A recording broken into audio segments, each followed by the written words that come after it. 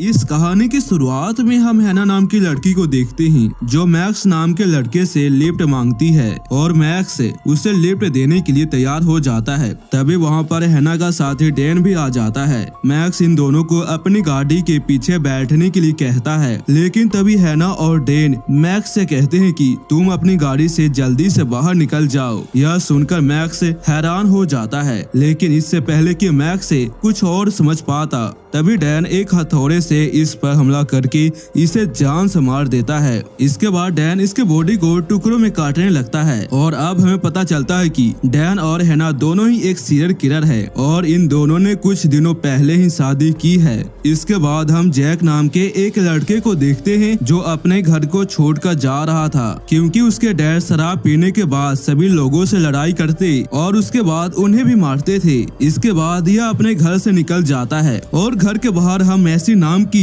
एक लड़की को देखते हैं जो जैक के साथ में चली जाती है। दूसरी ओर हैना और डैन एक शॉप पर जाते हैं। वहाँ पर मौजूद कैशियर हैना को घूरता जा रहा था और यह चीज डैन को बिल्कुल भी पसंद नहीं आती, इसलिए वह उसके पास में जाकर उसे बहुत ही ज्यादा पीटता है, लेकिन यह उसे जान से नहीं मारता। इसके बाद हम डैन और हैना को अपनी गाड़ी से जाते हुए देखते हैं। तभी इनके सामने जैक और मेसी आ जाते हैं और जैक इनसे लिफ्ट मांगता है। यह सुनकर डैन उन्हें लिफ्ट देने के लिए तैयार हो गया था। इसी बीच हमें यह पता चलता है कि हैना और डैन अपनी शादी की खुशी में एक क्लब में बैंड परफॉर्मेंस के लिए जा रहे हैं। जब ये दोनों क्लब में जाते हैं तो इन दोनों को पता चलता है कि डैन ने गलती से टैलेंट शो में बैंड बजाने का बुकिंग कर लिया है और इस बात से हैना बहुत ही ज्यादा गुस्सा होती है डैन पे।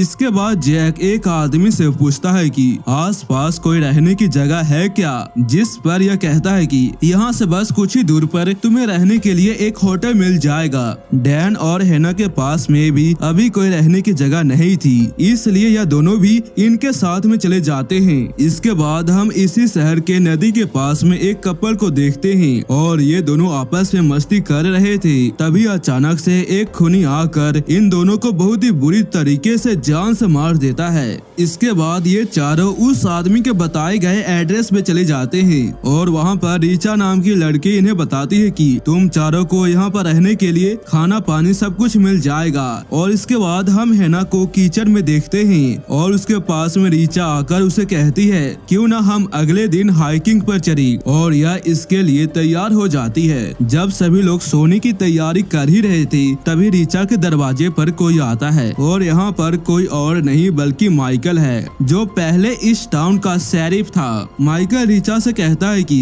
इस शहर में एक सीरियल किलर घूम रहा है, इसलिए कोई भी अपने घर से बाहर ना निकली। इसके बाद माइकल रीचा से पूछता है कि कल तुम हाइकिंग पर चलोगी और यह सुनने के बाद यह कहती है कि हाँ मैं चलूंगी। इसके बाद हम डैन को देखते हैं जिसे नींद नहीं आ रही थी। इसके बाद यह गाड़ी में रखे मैक्स की डेड बॉडी को दफनाने के लिए गड्ढा खोदने लगता है और तभी उसके सामने मास्क पहना हुआ एक आदमी आ जाता है और यह वही खूनी है जो नदी के किनारे उस कपल को जान से मार दिया था। इसे देखकर डैन डर जाता है और वह उस पर हमला कर देता है, लेकिन तभी यह खूनी इसका ध्यान भटकाकर इसके ऊपर फिर से हमला करता है। पहले तो डैन इस खूनी का सामना करने की कोशिश करता है, लेकिन जब यह उसके ऊपर भारी पड़ने लगता है तो यह अपनी जान बचाने के लिए वहाँ से भागने की कोशिश करता है और इसके बाद यह भागते हुए एक कैबिन के पास में चला जाता है। लेकिन इससे पहले कि यह और भी कुछ समझ पाता तभी वहाँ पर खूनी आकर एक चाकू को इसके सिर के अंदर में घुसा देता है, जिसकी वजह से डैन की यहीं पर मौत हो जाती है। इसके बाद हम अगले दिन हैना को देखते हैं जो डैन के लिए परेशान हो रही थी और उससे ऐसा लगता है कि डैन उसे छोड़कर जा चुका है। इसके बाद हैना जैक से डैन के बारे में पूछती है, लेकिन इसे भी डैन के बारे में कुछ ज्यादा जानकारी नहीं थी। हैना जैक से कहती है कि डैन मुझे छोड़कर जा चुका है, लेकिन जैक उसे समझाता है कि डैन ऐसा नहीं कर सकता, शायद वह उस क्लब में गया हो जहां उसे बैंड बजाना है। इसकी बातों को सुनकर हैना को कुछ देर के लिए राहत मिलती है। इसके बाद यह सभी पहाड़ पर चले जाते हैं। तभी मैसी जैक से कहती है कि हमें यहाँ पर आना नहीं चाहिए था, हमारे पास में एक घर भी है, लेकिन जैक उसे समझाता है कि हमारा वह घर नहीं था। इसके बाद यह उसे कहता है कि हम दोनों को मिलकर अपने बच्चों की देखभाल भी करनी है। इससे हमें पता चलता है कि मैसी अब माँ बनने वाली है। इसके बाद हम हैना को देखते हैं जो नदी के किनारे बैठी थी। तभी वहाँ पर खूनी आकर उसके पैर में एक नुकीली चीज को घुसा देता है, लेकिन तभी हैना उस पर हमला करके उसे नीचे गिरा देती है और इसी वजह से इसके मार्क्स भी हट जाते हैं, जिसकी वजह से हैना इसका चेहरा देख लेती है। और अब हैना यहाँ से भागकर जैक के पास में जाकर उसे कहती है कि तुम यहाँ से चले जाओ, लेकिन जैक उसके बात को नहीं सुनता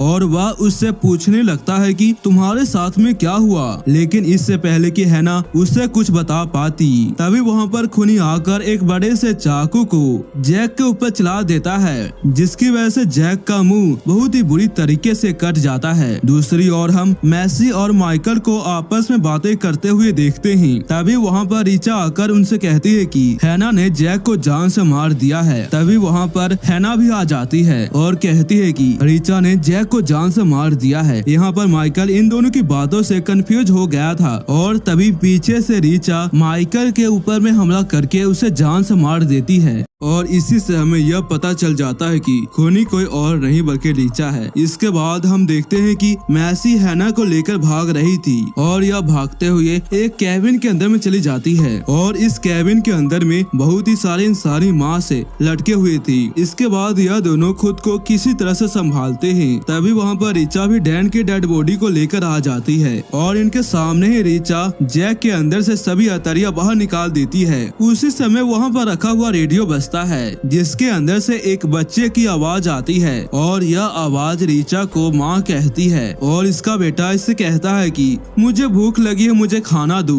इसलिए रीचा जैक की अतरिया को लेकर अपने बेटे को खिलाने के लिए चली जाती है। इसके बाद मैसी को एक गन नजर आता है और वह उसे उठा लेती है, लेकिन तभी उसके सामने रीचा का बेटा आ जाता है, जिसकी वजह से इसका ध्यान उस बच्चे की तरफ जाने से रीचा इसके पीछे की तरफ से हमला कर देती है। और जब मैसी की आंखें खुलती है तो यह अपने आप को एक बेड पर बंधा हुआ पाती है और वहीं पर एक वीडियो क्लिप भी चलता है, जिनसे हमें पता चलता है कि रीचा का पति एक कैनिबल है जो इंसानों का मांस खाता था और एक दिन रीचा का पति उसे बेड से बांधकर उसे इंसानों का मांस खिलाता है, जिसकी वजह से उसे भी अब इंसानों का मांस खाने में अच्छा लगने लगा था। और जब एक दिन रीचा के पेट में जोरों से दर्द शुरू होता है, तभी उसका पति बहुत ही भयानक तरीके से उसके पेट को फाड़कर अपने बच्चे को बाहर निकाल देता है और उसे कोई भी फर्क नहीं पड़ता कि उसकी बीबी को कितना ज्यादा दर्द हो रहा है। और इसके बाद यह अपने बेटे को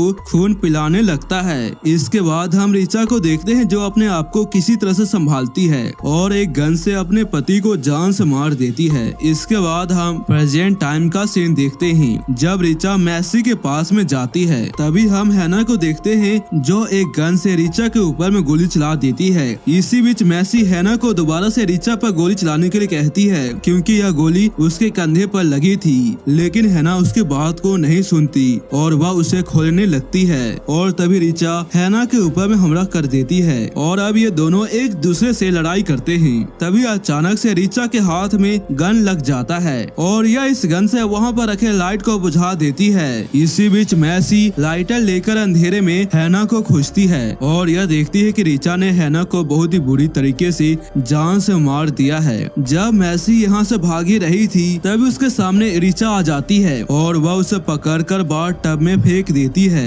इससे पहले कि रीचा उसे जान से मारे, तभी मैसी के हाथ में एक हथौड़ा लग जाता है और यह इस हथौड़े से उसके ऊपर हमला करके उसे जान से मार देती है। इसके बाद मैसी यहाँ से निकलते हुए अपने माँ के यहाँ चली जाती है और यह डिसाइड करती है कि यह अपने बच्चे को इस दुनिया में जरूर लाएगी। इसके बाद हम 5 सालों के बाद का सीन देखते हैं जहाँ पर एक छोटी सी लड़की अपने भाई को खोज रही थी। तभी उसके सामने रीचा का बेटा आ जाता है जो अपनी माँ को अभी भी खोज रहा था और इंसानों का शिकार करके उसे खा भी रहा था। और इसी के साथ यह कहानी यहीं पर खत्म हो जाती है।